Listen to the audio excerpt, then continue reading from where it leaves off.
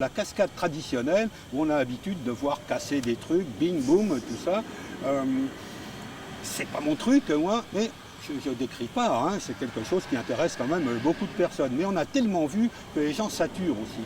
Donc maintenant, il faut faire autre chose, et cette autre chose, ce ne sont plus des cascades, ce sont des performances qui sont dues à d'excellents techniciens, qu'il a fallu excellemment former pour tout ça. Donc c'est toute une chaîne qui fait que c'est quand même relativement compliqué.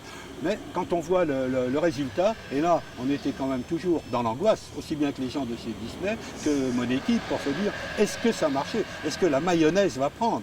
Alors quant à l'issue de la présentation de tout ça, on voit tout le monde sortir avec une banane jusqu'aux oreilles.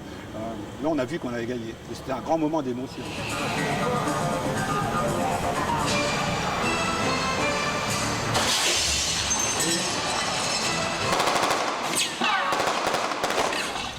L'idée d'un spectacle aussi gigantesque, je n'avais ça que dans mes rêves les plus fous.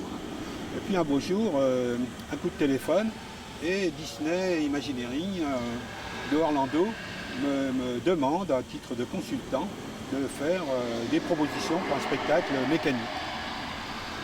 Et voilà comment est venue cette idée. Je cherchais à faire quelque chose avec un grand éclat, style Holiday on Ice, la perfection, etc., etc.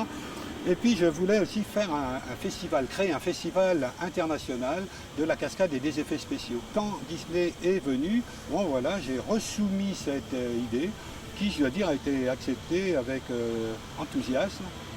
Et on a travaillé avec les Imagineers de Disney.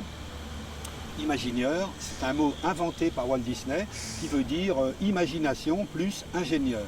J'ai rencontré des passionnés et vraiment des érudits, des gens qui connaissaient très très bien la compétition, qui connaissaient plein de choses. Et donc on a fait à Miami vraiment tout de suite.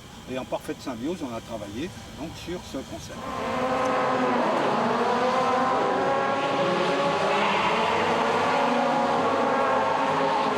Dans le contexte du cinéma, bien sûr, il y avait plein de cascades qui avaient été réalisées, dont la plupart proviennent de films connus, comme James Bond, par exemple. Et la cascade du Touch and Go, c'était la cascade, en fait, de Dangereusement Vôtre, où Roger Moore ne pouvait pas faire autrement qu'emprunter une rampe, sauter, atterrir sur le toit d'un camion, et puis après se recevoir par terre.